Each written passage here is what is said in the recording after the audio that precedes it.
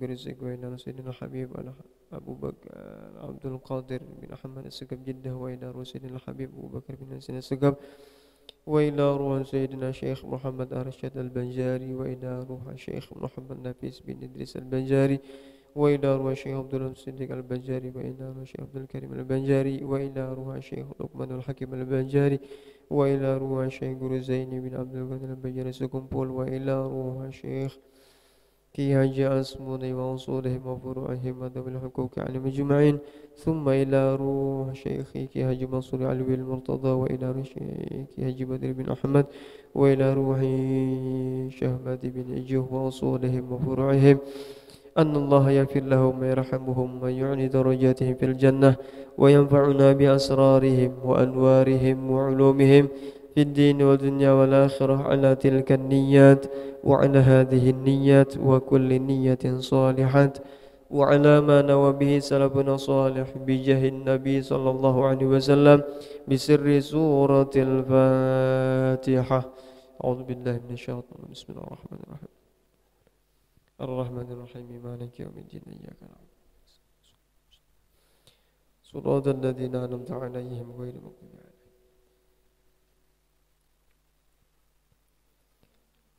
بسم الله ما شاء الله، لا يسوق الخير إلا الله.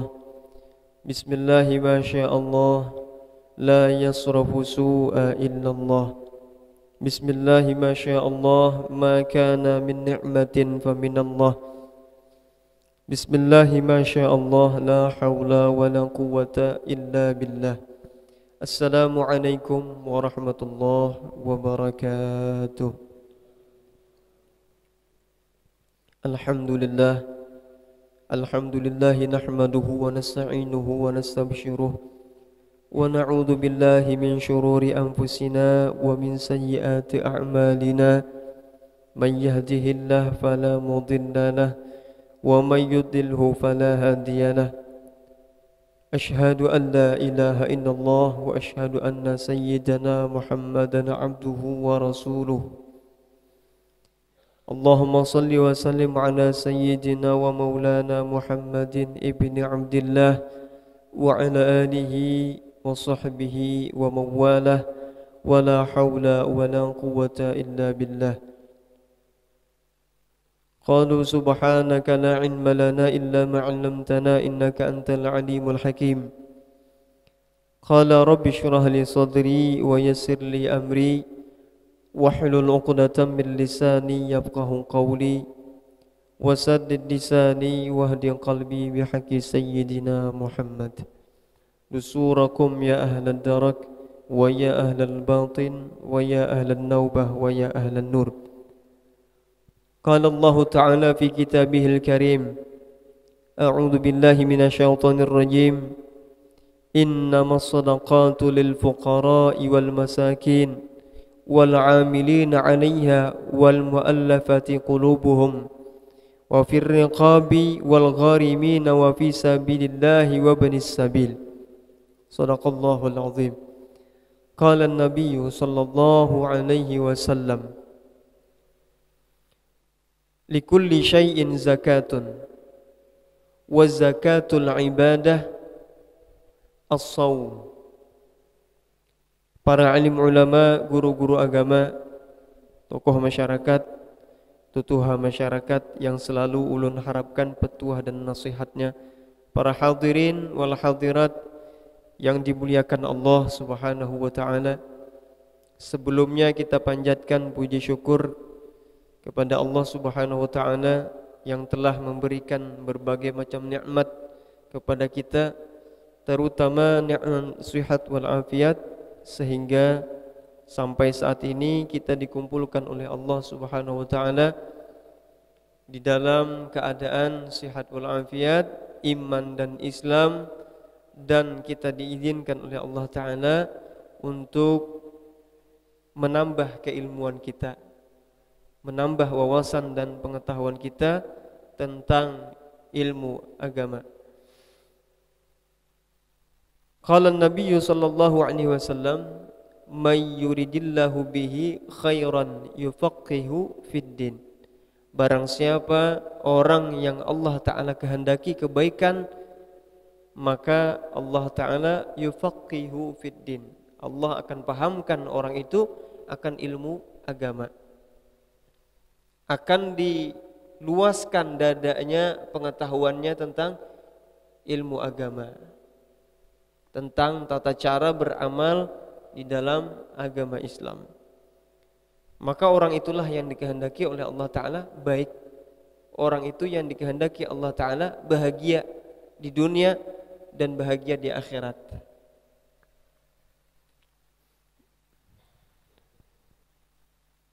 Man arada dunya fa'alaihi bil ilmi.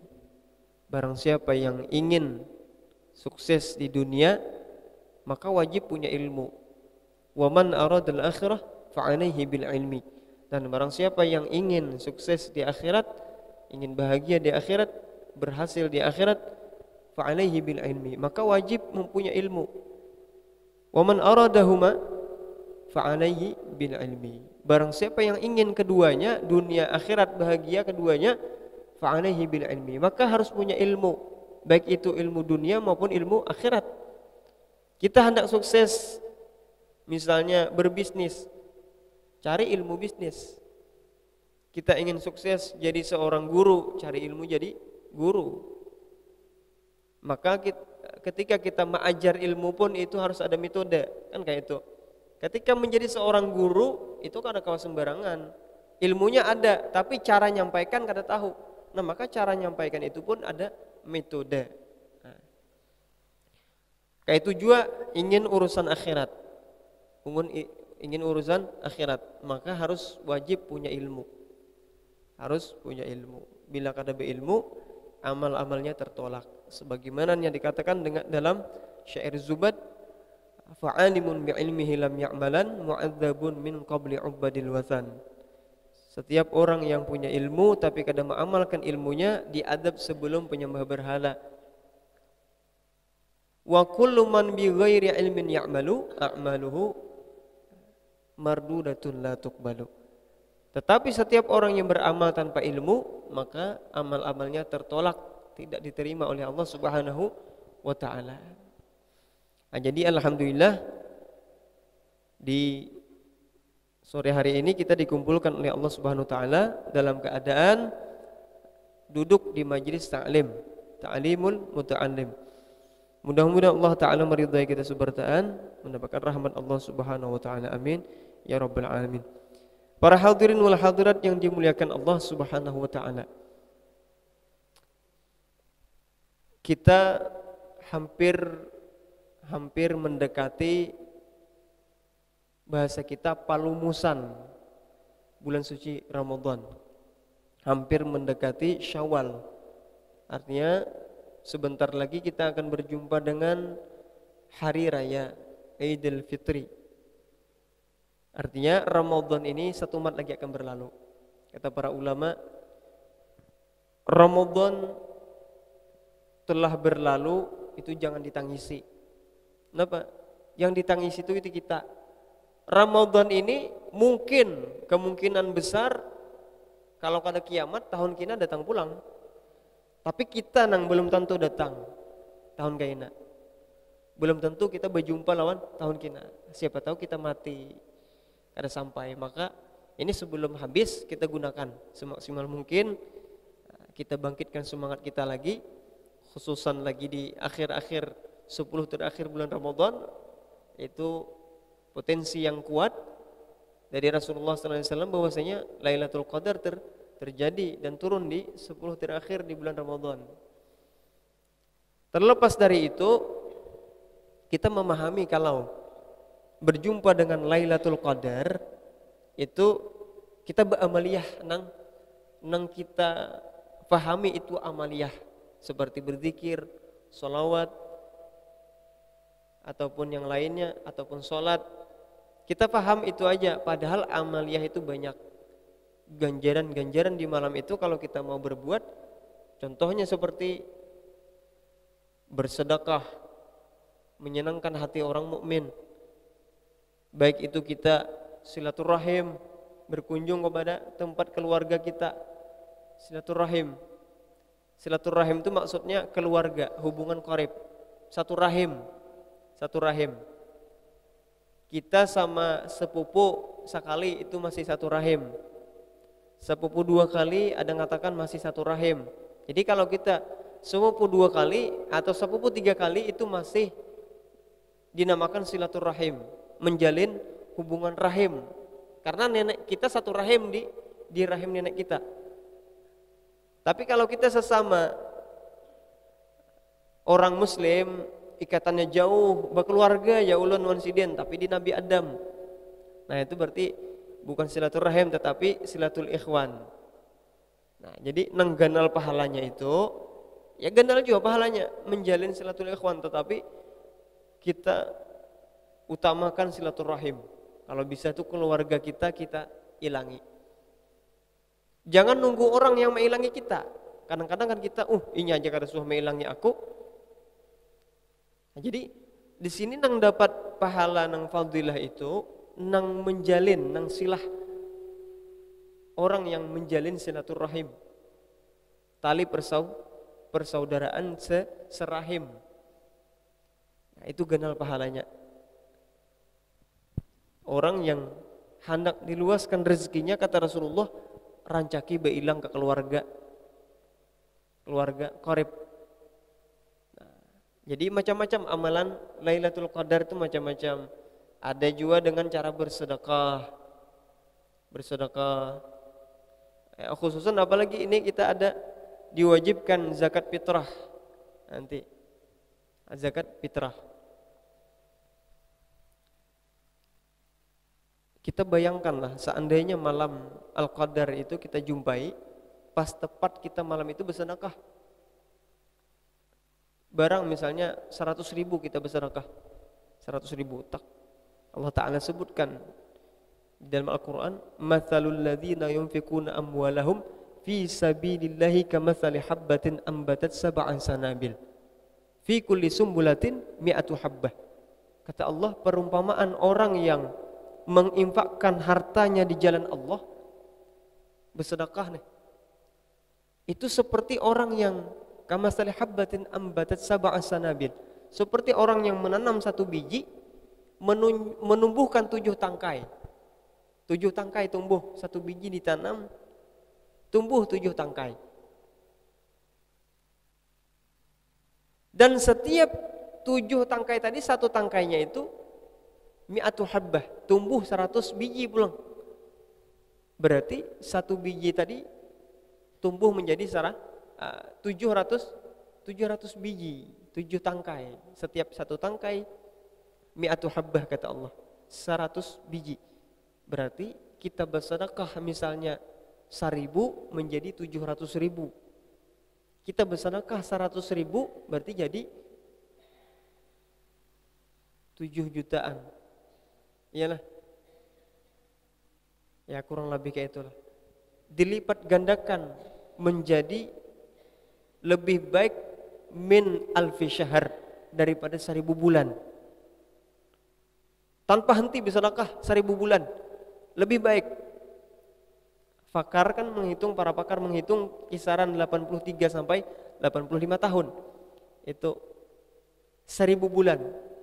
Jadi kita kalau bersedekah malam itu, tak anggaplah 1 juta, tak, maka dilipat ganda oleh Allah Ta'ala 700 juta. Itu yang Allah Ta'ala sebutkan dalam Al-Quran. Tepat di malam Al-Qadar, coba bayangkan, 700 juta pahalanya. Pas di malam Al-Qadar kita bersedekah.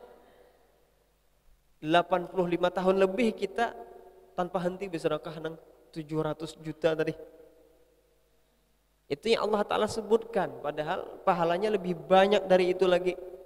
Lebih banyak dari itu lagi. Maka kita harus semangat ini. Harus semangat.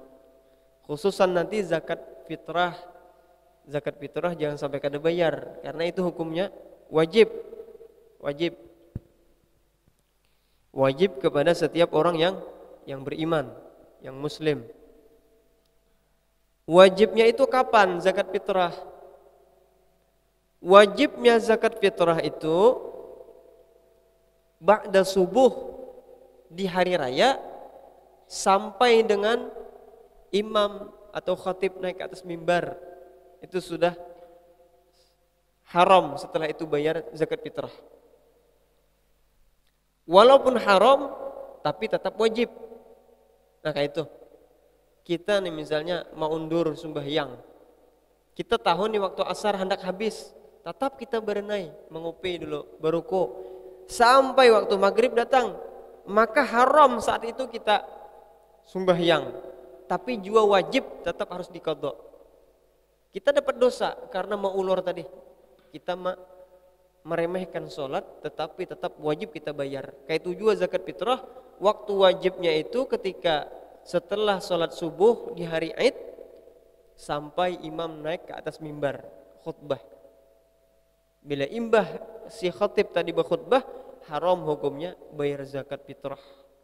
Tapi tetap wajib jadi tanggungan kita, wajib tetap hutang masih. Walaupun wajibnya ba'da subuh sampai khatib ke atas mimbar, tapi boleh bayarnya itu mulai pertama Ramadan, itu boleh kita bayar. Dalam artian boleh di sini kada wajib belum kita. Kapan wajibnya? Ketika ba'da subuh di hari Id. Bagi siapa yang wajib? Bagi orang yang menjumpai Ramadan dan menjumpai hari raya Idul Fitri. Ada orang hidup di bulan Ramadan, ketika 5:30 menjelang mau maghrib, belum adzan maghrib meninggal, maka orang itu kada wajib zakat fitrah. Kalau ada misalnya si bayi lahir, tiba-tiba lahir bayi ba'da maghrib, wajib apa kada? Kada wajib di zakat fitrahi. Artinya si bayi tadi kada menyumpai maghrib waktu Ramadan. Tapi kalau ada bayi lahir sebelum maghrib, tiba-tiba belum adzan maghrib meninggal, maka kada wajib juga di zakat fitrahi. Jadi kaidahnya apa? Dia menjumpai Ramadan walaupun sebentar, dan menjumpai malam hari raya Idul Fitri walaupun sebentar. Kalau ada bayi lahir sebelum maghrib jam 5:30 lahir, imbah orang adzan maghrib meninggal, maka wajib di zakat fitrahi. Itu juga ada orang tua misalnya sakit parah, tiba-tiba imbah orang adzan maghrib meninggal sidin di malam hari raya Idul Fitri, maka wajib di zakat fitrahi sidin tadi. Nah jadi bagi siapa yang wajib? Bagi orang yang menjumpai Ramadan dan menjumpai malam hari raya Idul Fitri walaupun satu mat, dan orangnya muslim. Itu kalaunya bukan muslim kada wajib.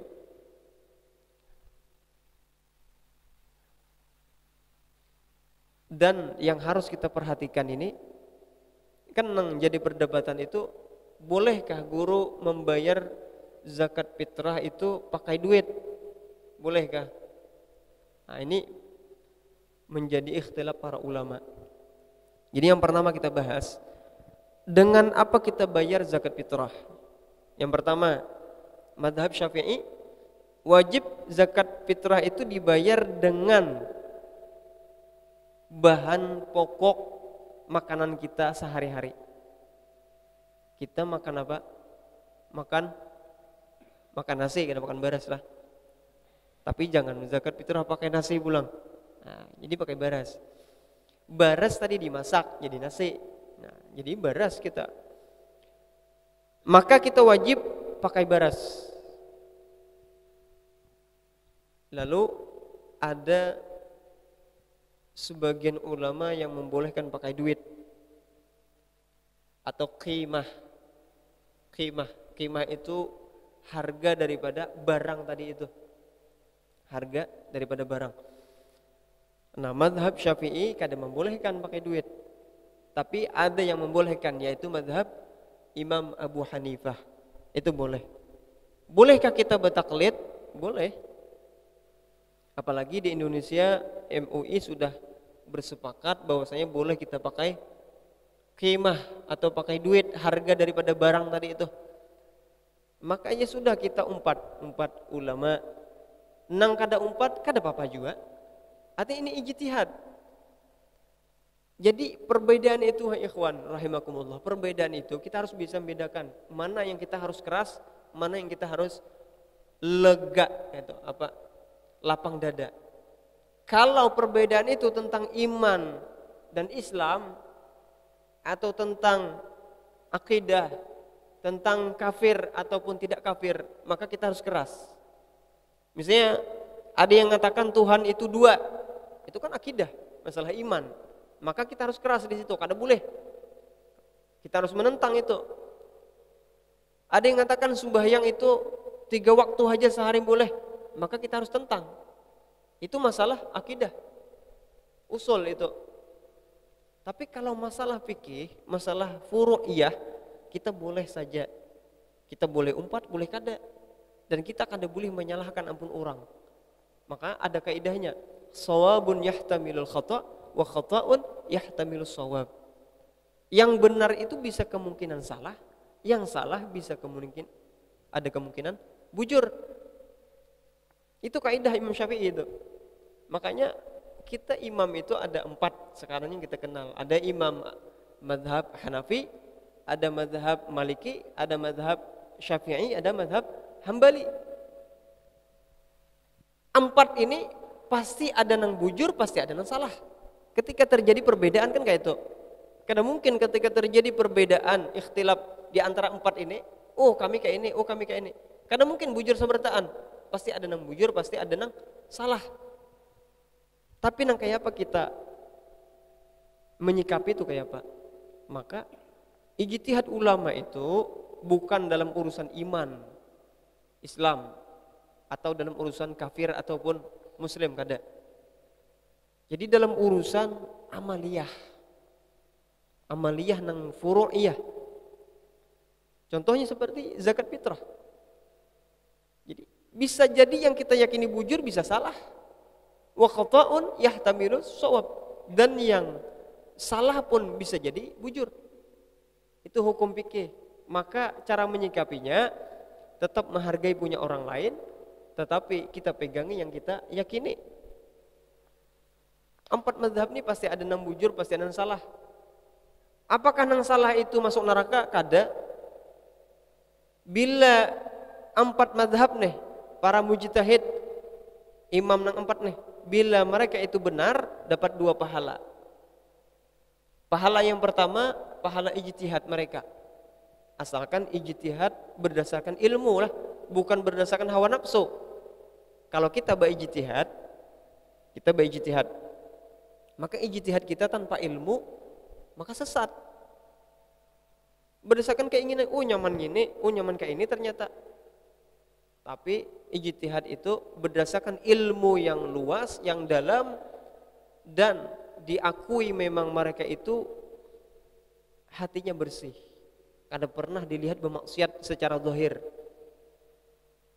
Hanya kita umpati. Tapi ada orang berilmu tapi memutuskan sesuatu itu dengan nafsu, ada. Maka di sini dibutuhkan ilmu yang dalam, luas, dan diperlukan hati yang bersih. Mereka yang terjaga muruahnya, harga dirinya. Maka bila mereka itu bujur dapat 2 pahala. Yang pertama pahala mereka ijtihad, yang kedua pahala bujurnya. Kalaunya salah dapat 1 pahala. Yang pertama, kalau mereka salah, mereka sudah berusaha ijtihad dengan ilmu. Lalu mereka salah, maka pahalanya 1, pahala ijtihad. Pahala bujurnya kada dapat. Jadi sama-sama dapat pahala. Bahkan Nabi SAW pernah bersabda, ikhtilafu ummati rahmah. Perbedaan di antara umatku itu rahmat, kasih sayang dari Allah Ta'ala. Sehingga apa? Sehingga umat ini mudah mau ikut siapa. Jadi ikut ini boleh. Ada yang kesusahan ikut Imam Syafi'i misalnya di Makkah ketika tawaf. Tawaf itu kan campur binian lakian kan kayak itu. Campur binian lakian. Kalau kita umpat Imam Syafi'i itu bersentuhan kulit kada ada penghalang itu batal. Itu batal wudu. Wudu pulang kita leh kemana cari banyu. Nah maka saat itu dibutuhkan ikhtilaf ulama tadi itu. Ada madhab yang kada batal ketika bersentuhan kulit. Maka sementara waktu kita umpat madhab itu. Di antaranya Imam Malik bin Anas. Untuk ada hikmahnya. Ikhtilafu ummati rahmatun. Perbedaan di antara umatku itu rahmat kata Nabi. Nah kayak itu juga contoh kita tentang zakat fitrah ini. Ketika ini, saat ini, hari ini, kebanyakan orang itu yang dibutuhkan adalah duit, uang ataupun qimah, harga daripada barang tadi itu. Maka di sini para ulama memandang maslahat bahwasanya boleh kita berzakat fitrah pakai harga daripada barang bahan pokok tadi.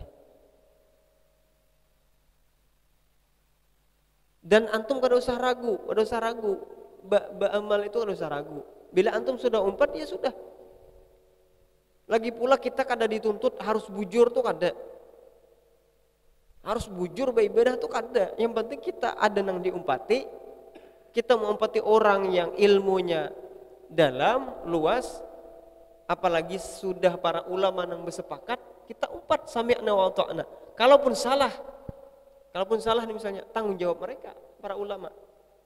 Kita umpat. Nah jadi inilah. Kalau kita kada umpat, jangan menyambati.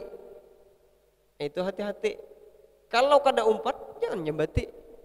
Mereka para ulama punya ijtihad masing-masing. Nahnu rijal wa antum rijal. Katakan kayak itu. Kami punya guru, kalian punya guru. Kami punya panutan, kalian punya panutan. Sama-sama kada ada yang salah. Kena Wahabi gembor-gembor tuh kan aja. Minek kalau aja simpang siur ada pendapat macam-macam. Bermadhab, ahsan kita kada bermadhab. Kembali kepada Quran dan Sunnah. Itu Wahabi kayak itu. Kembali kepada Quran dan Sunnah. Jadi kalau kita bahas kembali kepada Quran dan Sunnah, sekarang kayak ini. Apakah imam 4 madhab itu kada bersumber dari Quran dan Sunnah? Kalau mereka itu kada bersumber dari Quran dan Sunnah, kenapa kita umpati? Justru kita merasa mereka itu yang lebih memahami Quran dan Sunnah, makanya kita umpat mereka. Ilmunya lebih luas, lebih dalam. Sedangkan Wahabi, orang-orang yang mengatakan ikut Quran dan Sunnah, kembali kepada Quran dan Sunnah, mereka itu terlalu percaya diri. Coba misalnya siapa di sini yang kada mengerti bahasa Arab, julungi Quran, suruh memahami Quran, ngertilah. Suruh maulah hukum seorang, terlalu percaya diri. Akan gampang ada terjemah, iya baca terjemah, tapi wanilah pian mesti akan orang yang menterjemah itu luput dari salah. Nang menterjemah pun bisa salah menulis, salah tulisan. Kita nang mencetak pun bisa salah cetak. Tahu 4 juga salah kita. Berarti kita taklid kepada siapa? 4 orang yang menterjemah berarti madhab mutarjim. Kita bermadhab lawan orang yang menterjemah. Oke, aku kada 4 menterjemah, aku kada mengartikan seorang, tapi aku 4 guruku nang mengumpati Quran dan Sunnah. Berarti ikam madhab gurumu. Bahkan kita kada harus percaya diri lawan, kita tidak lebih percaya kepada guru kita. Kalau guru kita kada berpingkut lawan guru-guru di atas. Jangan percaya. Berarti kita umpat pemikiran sidin. Maka kita harus umpat pemikiran orang yang dulu guru kita berguru lawan guru sidin, berguru lawan guru sidin sampai kepada imam madhab. Imam madhab berguru lawan guru-guru sidin sampai ke Rasulullah sallallahu alaihi wasallam. Itulah maksudnya kita umpat imam mujtahid, imam yang berijtihad, yaitu imam 4 madhab ini. Karena kita percaya mereka itu diakui keilmuannya, keluasan ilmunya. Lawan ulun aja lah pian misalnya nih, kadang 4 imam madhab, ulun 4 pian aja guru 4 empun pian aja pemahaman pian tentang Al-Quran dan hadis. Terlalu percaya pian lawan ulun. Ulun kada besi apa-apa, ulun 4 guru. Pemahaman guru ulun. Kayak itu pula guru ulun 4 pemahaman gurunya sampai ke imam madhab. Jadi kadada nang percaya diri itu kadada. Kalau kita terlalu percaya, terlalu pede, kembali ke Quran dan Sunnah, hafalan hadisnya berapa? Hendak memaknai Quran. Contoh aja satu, jangankan Quran hadis, kita maknai. Birru aba'akum tabirrukum abna'ukum. Berbaktilah kalian kepada ayah-ayah kalian, niscaya anak kalian akan berbakti kepada kalian. Di situ kalimatnya apa? Birru aba'akum, berbaktilah kepada ayah-ayah kalian. Ibu kan datang masuk di situ. Mama kita kan datang masuk. Mohon maaf ibu-ibu, kita hanya disuruh berbakti lawan ayah, kada lawan ibu. Apakah bisa diartikan dengan terjemah seperti itu? Kada kawa. Maka kata para ulama ada rumusan di situ. Apabila yang disebut laki-laki, perempuan ikut. Kenapa? Karena ada qarinah di situ. Karena di hadis-hadis yang lain, Nabi bahkan lebih menekankan kita berbakti kepada seorang ibu daripada kepada seorang ayah. Tapi di hadis itu dikatakan birru aba'akum tabirrukum abna'ukum. Berbaktilah, berbuat baiklah kepada ayah-ayah kalian, bukan ibu. Niscaya anak-anak laki-laki kalian, bukan anak perempuan, akan berbakti kepada kalian. Maka kalau disebut di situ bentuknya mudzakkar, laki-laki, maka perempuan ngikut. Ikut. Berarti berbaktilah kepada ayah dan ibu kalian. Itu maksudnya. Contoh lagi. Talabul ilmi faridatun ala kulli muslimin. Mencari ilmu itu hukumnya wajib bagi setiap orang muslim. Kalau muslimin itu artinya laki-laki, muslim laki-laki. Kalau muslimatin artinya muslim perempuan. Di situ hadisnya dalam sebagian riwayat itu kada disebutkan muslimatin. Talabul ilmi faridatun ala kulli muslimin. Wa muslimatin kada. Kulli muslimin, setiap orang muslim laki-laki. Berarti bebinian kada wajib kah? Wajib hukumnya bebinian juga. Kenapa? Karena kalau disebut laki-laki, perempuan ikut. Itulah cara pemahaman. Kalau secara terjemah, habis sudah bagi setiap muslim laki-laki. Selesai. Tadi, wajib berbakti kepada ayah-ayah. Kada wajib kepada ibu. Tapi semua itu butuh pemahaman. Ayuhal ikhwan rahimakumullah. Semakin dalam ilmu seseorang, semakin luas pemahamannya. Ulun dibanding Imam Syafi'i jauh. Ujung kuku kadada. Ibarat lautan satetes lautan kadada ulun lawan Imam Syafi'i. Tiba-tiba ulun berstatement kepada pian. Bapak-bapak, ibu-ibu, kita jangan ikut imam siapapun, kita ikut Quran dan Sunnah. Pedenya pengulun bapak dah kayak itu. Ulun hafal hadis berapa? Berapa ribu hafal hadis? Imam Syafi'i, Imam Ahmad bin Hanbal, Imam Malik bin Anas, Imam Nu'man, Abu Hanifah. Berapa mereka dalam ilmunya diakui dunia? Imam Syafi'i aja pianlah. Imam Syafi'i ini pernah berkata, "Uhibbus solihina walastu minhum." Aku cinta kepada orang-orang soleh walaupun aku tidak termasuk golongan mereka orang soleh. Bayangkan Imam Syafi'i, ilmunya diakui dunia, seluruh dunia. Mazhab yang paling banyak pengikut Imam Syafi'i. Beliau masih menyandarkan diri, berpegang kepada orang-orang soleh, umpat kepada orang terdahulu. Wa akrahu man tijaratul ma'asi walau kunna sawa'an fil bid'ah. Dan aku benci kepada pelaku maksiat, ujar Sidin, walaupun aku juga tergolong sama seperti mereka, pelaku maksiat. Nah, Imam Syafi'i yang ilmunya dalam luar biasa masih mengharap bergantung bersandar kepada orang-orang soleh. Apalagi kita, ilmu kita seapa? Memahami tafsir aja kita masih berantakan. Hafalan hadis kita kada seberapa. Pemahaman kita masalah tafsir hadis, apalagi masalah yang lain nang butuh hati nang bersih pemahaman itu, kita pedeknya berucap kada usah umpat ijtihad ulama, kita umpat Quran dan hadis. Bisalah kita mengartikan Quran, imbah itu tafsirnya paham, maknanya paham, imbah itu memutuskan suatu hukum di situ.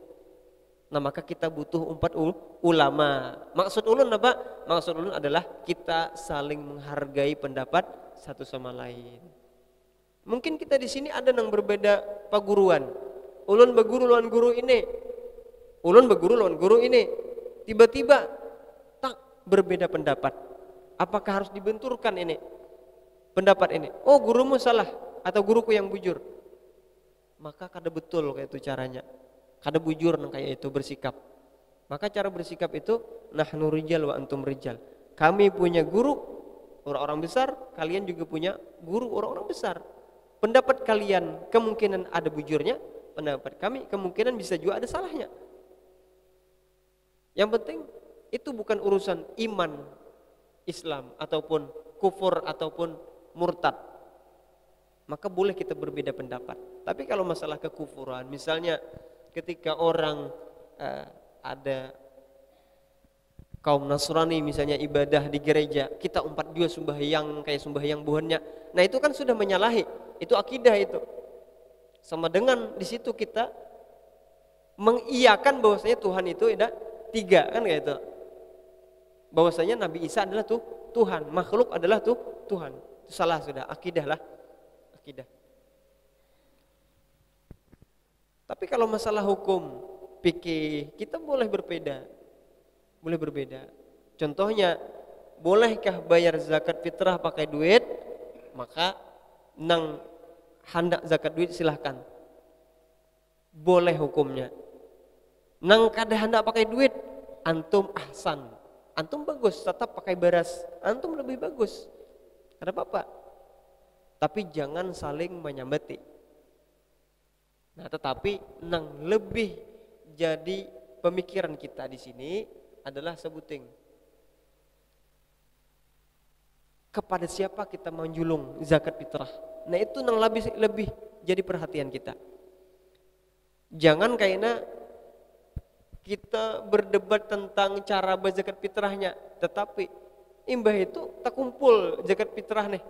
Ampun orang tak kumpul, imbah itu sembarangan kemana-mana memberiakan. Malah itu nang kada tepat. Tapi terserah pakai baras atau pakai duit, tapi yang jadi perhatian itu kepada siapa kita menjulung. Kepada orang yang berhak. Ada 8 di sini. Lil fuqara, kepada orang fakir, wal masakin, kepada orang miskin, wal amilin, kepada amil nang maurusi zakat. Mun kawa diulahkan gina suratnya, surat nang orang nang maurusi zakat itu, supaya kada sembarangan kena ada tiba-tiba 4 juta maurusi diberi jua kah, jangan bingung kena. Mun kawa ada suratnya. Imbah itu wal muallafati qulubuhum, orang yang masih lemah hati mereka. Dalam bahasa kita muallaf. Muallaf itu dimaksud orang yang baru masuk Islam, bukan yang sudah 20 tahunan. Itu kada muallaf lagi ngarannya. Muallafati qulubuhum, orang yang masih hatinya itu masih condong sana condong sini, lemah. Maka perlu kita kuatkan dengan zakat fitrah. Kemungkinan dengan dicukupi zakat fitrah dia hatinya kuat, merasa disayangi. Kemudian wafir riqabi wal gharimin wa fi sabilillah wa bin sabil. Kita ringkas saja di sini. Dan budak mukattab, budak yang ada perjanjian dengan tuannya. Bila ulun kawan ngumpulkan duit saya ini, ulun bayar, ulun bebas. Nah, itu boleh kita julungi. Tapi kalau semata-mata budak, itu hartanya ampun tuannya, ada boleh. Nah, kemudian wal gharimin, orang yang berhutang. Tapi orang yang berhutang untuk mendamaikan orang yang bertikai, bukan orang berhutang di bank. Ini jadi bulan tuh kasihan dia banyak hutang tepuntal di bank. Jangan hapuk puro aja itu, hapuk puro tuh. Bila orang tepuntal di bank tuh, kecuali nyebut taubat. Jadi bukan orang hutang untuk urusan pribadi lah, untuk urusan maslahat kaum muslimin. Wa fi sabilillah. Nah, ini orang yang di jalan Allah, berperang di jalan Allah. Di sini jangan diartikan thalabul ilmi ataupun para ulama.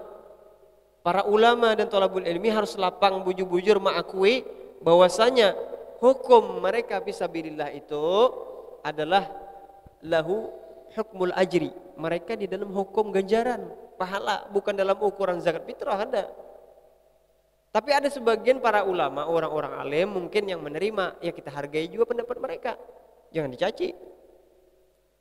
Tapi ini khususan dari ulun, orang yang alim, orang berilmu atau orang yang mengajar itu bila inya fakir dan miskin itu diberi zakat fitrah. Tapi bila mereka sugih, mereka berkecukupan, mereka tidak boleh diberi zakat fitrah. Itulah. Tapi walaupun ada mereka yang menerima, mereka mengkiaskan orang yang punya ilmu itu fisabilillah, ya kada apa-apa juga.